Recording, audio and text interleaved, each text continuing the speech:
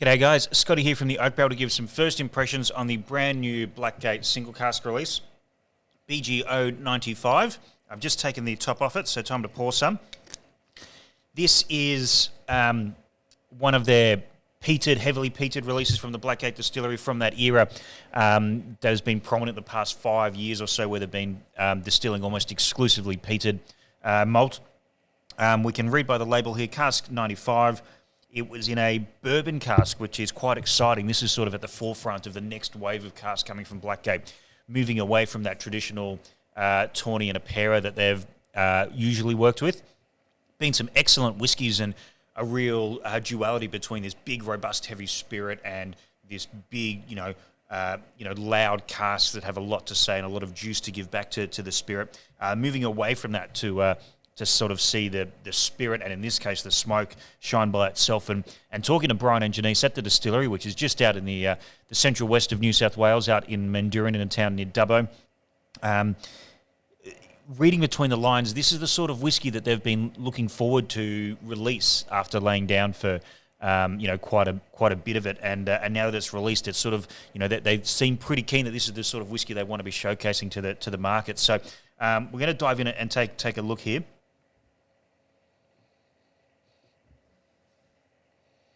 First things first, there's smoke. There's it's a dry smoke. It's not crazy powerful though. It's not overpowering. It's not knocking my head off. We're 57.8, and this is my first whiskey of the day, so I was sort of expecting to be assaulted a little bit, but it's actually quite a pretty nose.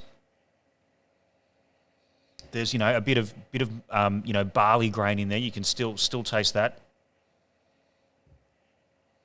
The smoke is quite smouldering. There's a bit of, dried leaves, last night's campfire. Bit of sweetness underneath as well, like touches of raspberry, maybe strawberries and cream, that sort of thing. But very well integrated. The one thing I've found with young peated whiskey, not just from Australia, but in all parts of the world, and particularly, new distilleries coming through, is they throw smoke in it, and it can be that really smoked wood chips thing, or lighting a fence post on fire, and it can be a bit abrasive, whereas this is really well integrated. There's no sharp edges here, and no heat, surprisingly enough. The more I nose, the more that little bit of sweetness come through, that little bit of ripe berry sort of thing. Let's dive into the palate.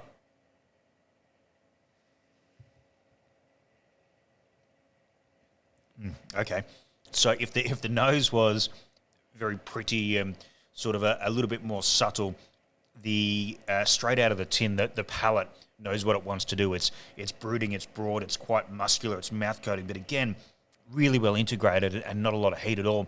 The sweetness for me is sort of turned into maybe like a milk chocolate thing that's quite underlying.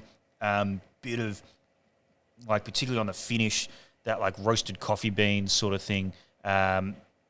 But the smoke is really, I'm going to use that word again, brooding here, on the palate, pushing through to the finish, which has quite a good length so far. It's still hanging in there. It hasn't gone anywhere yet.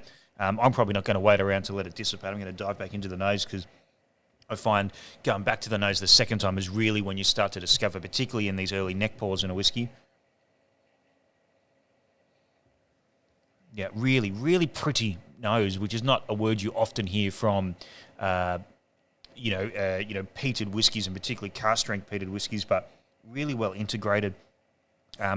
It's hard to pick a fault from this when smoky whiskies can be a little bit hit and miss, particularly in new distilleries and new world producing countries. I mean, by Australian standards, Blackgate have been going for well over a decade now, so they should know what they're doing, and they certainly do. The 520s was named one of the top 3 whiskies of the decade at the Australian Whisky Awards earlier this year, and that was a real great exercise in managing that, big cask with big Australian climate. And this is sort of going the other way. This is going, how can we create a really subtle, integrated whiskey? And I say subtle only compared to real fire-breathing whiskies. This is still a big, big whiskey. But I think I'm a little bit surprised at how well integrated it is and how different it is to some of the old Blackgates. The spirit is still there. There's still that slight hint of golden syrup if perhaps not as much in flavour, but certainly in texture on the back there. It lingers, and it lingers right around the back of the jaw.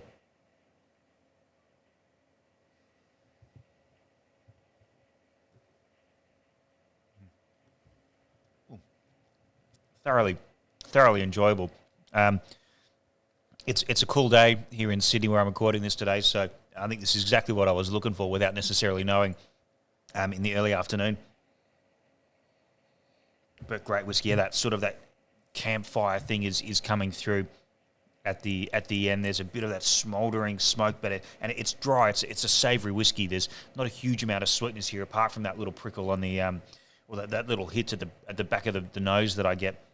But yeah, really well integrated and a really accomplished whiskey, which I think is probably one of the key points here. This is a distillery, in its teenage years essentially, and they're punching well above as a teenager. This is a very adult, accomplished attuned whiskey. So well done. It's at the oak barrel now. By the time you listen to this or read this, it perhaps might not be, but yeah, we'll have a little bottle here to dish out to customers when we can. Outside of lockdown and that sort of thing. But yeah, very good, and yeah, it's a great pleasure to try whiskies like this.